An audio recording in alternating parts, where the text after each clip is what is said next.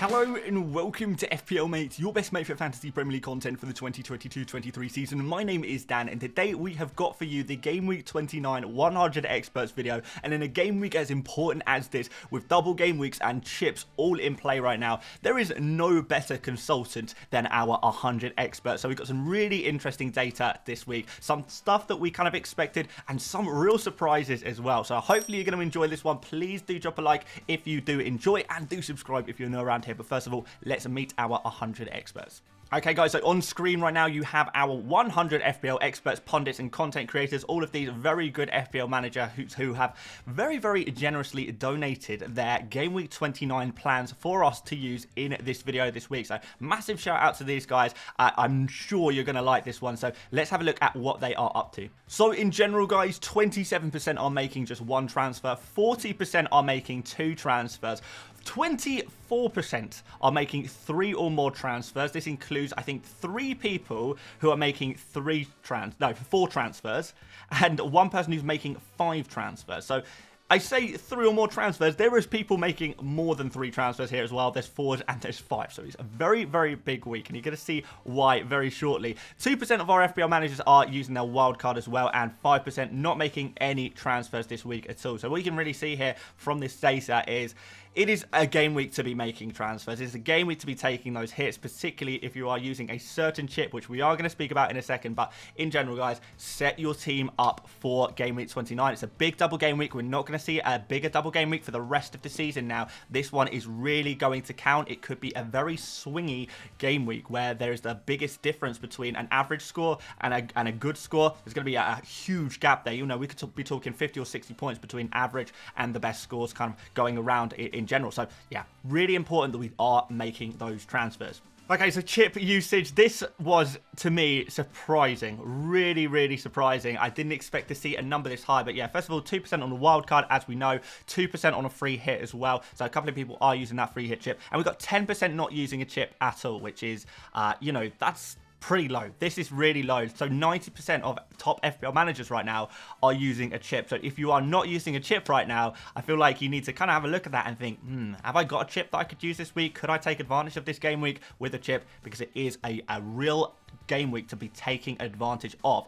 We've got 86% on the bench boost. Now, that is phenomenal. That is incredibly high. I have never seen anything like this in FPL, where so many of the top managers are all doing the exact same thing and using their bench boost. And a lot of that is to do with the fact that usually we see a couple of like big double game weeks.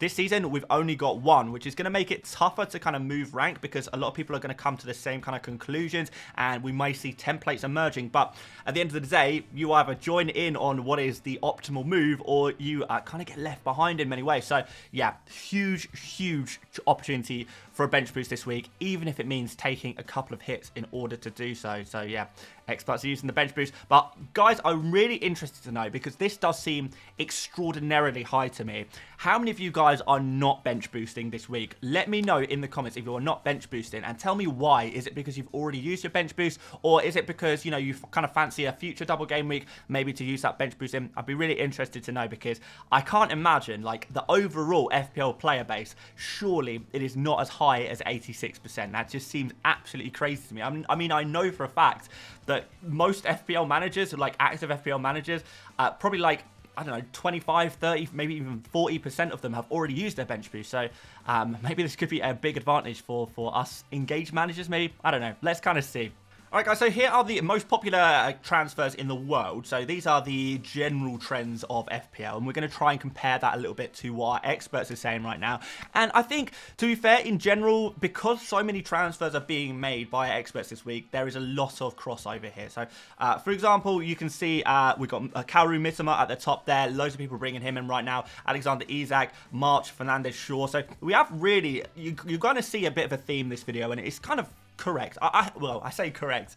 That's probably not the right word for FPL, is it? But I think in general, I think the consensus seems to be get those Brighton and Manchester United players in. And we are seeing that in the overall trends. And you're going to see that shortly with our expert trends as well. So, yeah, you can see here now, out of the top, how many players is that? 1, 2, 3, 4, 5, 6, 7, 8. Only one of those players doesn't play for one of Brighton or Manchester United, and that's Alexander Isak. So these are your players.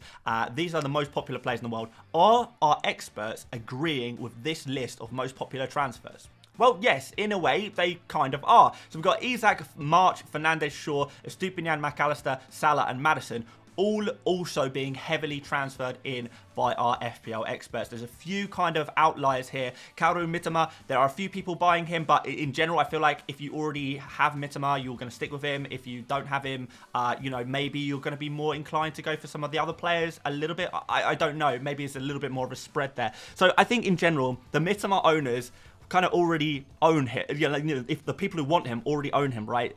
People not so much going for him as much this week as we've kind of seen before. Some of the other Brighton midfielders slightly favoured, and there's still not very much in it. And you're going to see throughout this video how close it really is between these Brighton midfielders, and how, like, you know, it really seems to be a bit of a battle between the Brighton midfielders. Everyone's got a slightly different opinion, and that's absolutely fine. But overall, in the world, Kaoru Mitoma reigns supreme. But we're not going to see the same trend among our experts. He's a little bit closer, a little bit tighter there. We've got Rashford here. I think none of our experts really sold Rashford, so everyone still has him, to be fair. Again, this is going to be proven later on in the video. You'll see why. No one's really coming back in for Erling Haaland. A couple of people going in for him, but not really that much, which just leaves one more player, and this is where we need to bring up the red shading. Yeah, so Saka. Yeah. FPL experts or content creators or whatever, they're not buying Saka right now. The overall player base are buying Saka because he scored very well last game week, and we see this every time. When a player scores a very good score in FPL, everyone rushes to buy them, not always thinking about the context. But with Saka, with our experts, it really is the opposite. So nobody is buying him, and many of them are selling him as well, which is what we're going to have a look at next. Let's have a look at who our experts are selling. All right, we are seeing a lot of Arsenal players being sold. The top 5 most sold players among our FPL experts are Arsenal players. So I'm sorry, Arsenal players, you're doing so well. You've got a nice fixture against Leeds, but your lack of double game weeks and your poor fixtures after this, they're really not appealing to too many of our top FPL managers. So they've got to go. Ødegaard at the top there, 30 transfers out of the 91 transfer-making managers. Zinchenko there, close to Ødegaard as well. So I think I would probably agree. Out of the most popular Arsenal midfielders, defenders, I'd maybe include Saliba in this as well, but not really too many top FPL managers really have gone for Saliba this season. But yeah, Ødegaard and Zinchenko, out of the most popular players among our experts, I would say that these two are the most easy to let go. They're the easiest sells. That's not to say the other players aren't sells as well. Saka, Martinelli, and Gabriel also have significant sales there as well. So I would say if you guys have Ødegaard, Zinchenko, probably Gabriel there as well, these would be the players I would be most happy to sell. Saka and Martinelli, I wouldn't be quite as willing to sell them, but there is still definite scope to sell them if you are getting the right players in. A couple other players in here as well, guys. So we've got Rico Henry. People not really liking the look of this Brentford double game week. Can kind of understand why.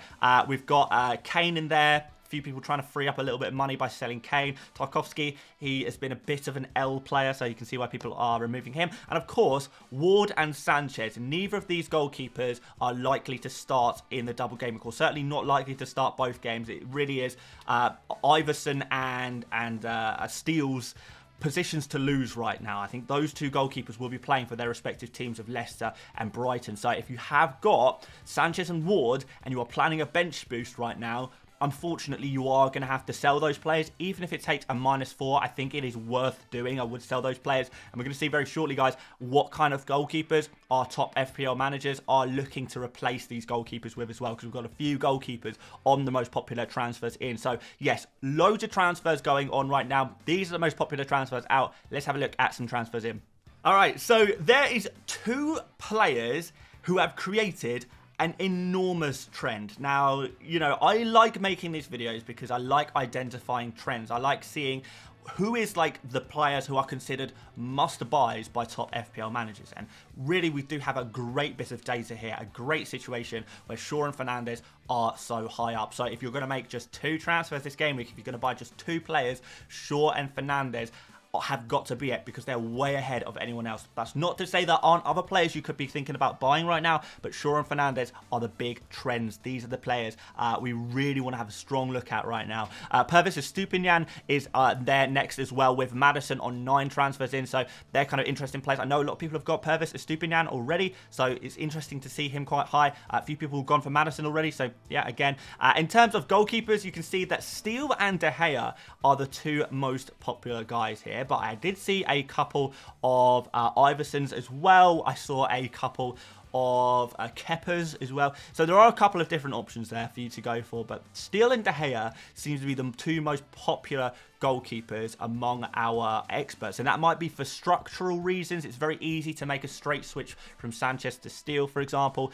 You know, a lot of people want one of Shaw or De Gea. I'm sure a lot of people would prefer Shaw, no pun intended. But if you have got Sanchez in your team right now, if you've got Ward in your team right now, you need to make a goalkeeper move. It might be like easier in a way to go for De Gea rather than Luke Shaw, and I don't think there's too much of a difference. I would prefer Shaw, but I don't think De Gea is a bad kind of alternative to that, particularly if you've been forced into that situation, and maybe it saves you a -4 as well. So that is an option for you as well. A couple other players in the mix here as well. We've got Isak, McAllister, March, and Salah. So like I say, the other Brighton midfielders are kind of seeing more transfers in at the moment, but we know that, you know, most of our top FPL managers are doubled up on the Brighton midfield already and looking to maybe get one more in this game week, whoever that's going to be.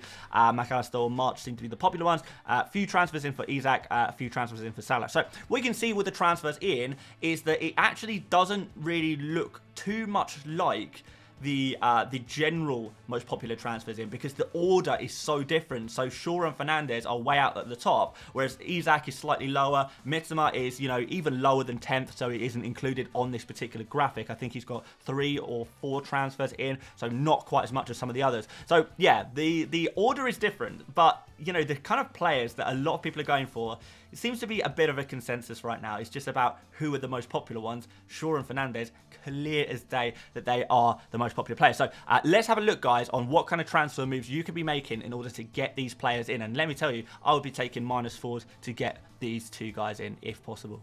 Okay, so first of all, Fernandes, 9.6 million at time of recording, and it seems the really obvious thing to do is Ødegaard, Saka, or Martinelli. Your Arsenal midfielder, your single game week Arsenal midfielder, send them out of your team to bring in Bruno Fernandes, because not only has Bruno Fernandes got double game week now, he's got 2 back-to-back, Everton, Nottingham Forest, great fixtures after that, free hit in game week 32 to remove Fernandes, and then we're going to see more double game weeks for Manchester United in game week 34 and 37. So it's really important we get those Manchester United players in, even if it means sacrificing Arsenal players who have no double game weeks and have pretty average fixtures, arguably bad fixtures by the time we get to sort of game week 33 onwards. They've got really bad fixtures after that, particularly their attackers. Now, yeah, these players, I know it doesn't sit well, it doesn't feel right to remove these players, but I'd be doing it for a -4. I would be making sure we're doing these moves. The one thing that I would just warn you about before making an upgrade like this, because, you know, we are talking big upgrades, is to make sure you do have enough money or at least some kind of a plan to get Erling Haaland back into your team. I know a lot of people aren't bringing him back in right now. Maybe you want to wait one more week before bringing him in. Make sure you do have free budget to be able to do that, or at least some kind of plan to get him back in, because a difficulty with, you know, making a Martinelli to Fernandes upgrade, for example, you're going to have to free up 3 million to do that. You're going to have to use up 3 million of whatever's in your bank or whatever other moves you're going to be making in order to do this. You've got to do it somehow. Whether, you know, you've got to get Erling Haaland back in. Please do not fall into a trap of kind of being forced to take -4s, -8s, or whatever next game week to get this guy back in, because, you know, it's just going to cause you more problems. So yes, do like getting Fernandes in, but just be aware of how you are going to be able to afford Erling Haaland next week if you haven't already brought him back in. As for Luke Shaw, really kind of obvious. Zinchenko and Gabriel are pretty much straight swap, so there's no problem whatsoever doing these moves, bringing out those Arsenal defenders. Arsenal kind of not actually performing that well defensively at the moment, which is a little bit disappointing. Doing very well in attack, but just not quite doing the business in defence at the moment, which is fine.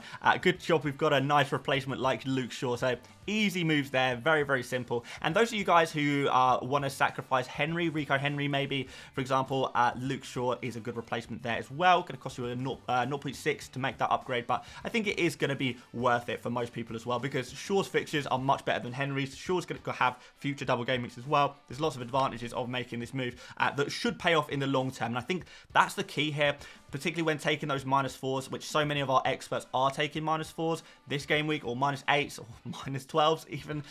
Like I say, there's even a -16 in there.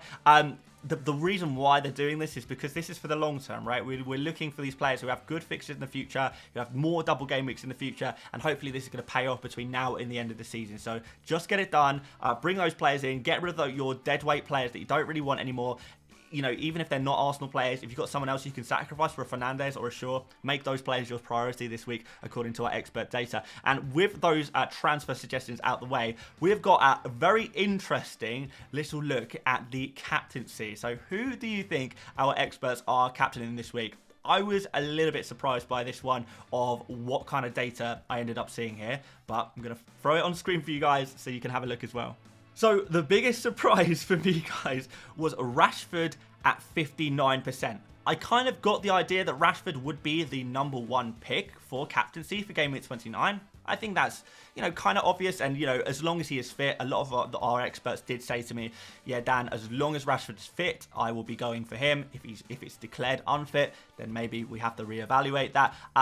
But what we have got is a player who is, like, by far the most popular captain. So I know he's not like the 80 to 90% we usually see from Erling Haaland during kind of single game weeks, but this still is very, very high, all things considered, where there are so many options this week, and yet still a lot of people are gravitating towards Marcus Rashford. So if you have got a decision to make and you're not sure what to do, you want to play it fairly safe, then just go for Marcus Rashford as your captain, because he is the popular pick for the game week. Outside of that, there are a few other options here. So we have got March and Mitoma just behind, just behind one another. Well, very close to one another, but miles behind Rashford, really.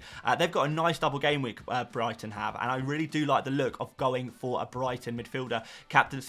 March just pipping Mitoma, but it is kind of close. So it's going to be really interesting. This battle is just going to rage on and on. The battle between March, Mitoma, and McAllister, who you're actually seeing on this list as well. 5% for McAllister there as well. Fernandes on 5%, Maddison on 5%, and Salah on 4%. So this kind of table is kind of divided into 3 kind of sections. The really obvious, which is Rashford, the kind of differential, which is March and Mitoma, and the even more differential, which is Fernandes, McAllister, Maddison, or Salah, which I think everyone you're seeing on screen right now, I think is a decent captain shout, other than maybe Salah, who I think I would kind of be wary of those fixtures, but we know what Salah can do.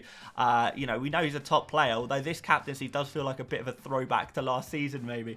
Maddison is kind of an interesting one, but aside from that, all of the players above, like 1 to 5 here, I love all of these captaincies, and I think, you know, whatever one you pick, you can't really go wrong in the decision making. Now, who knows what the actual outcome will be, but as we stand here right now, I like the look of all of this. I like the look of, like, all of these captains in general, and I think they're all very good. But those captain numbers, those percentages, they don't quite add up to 100%, do they? Because we have got one outlier, and that is Danny Ings, a 1%er. One of our experts is captaining Danny Ings.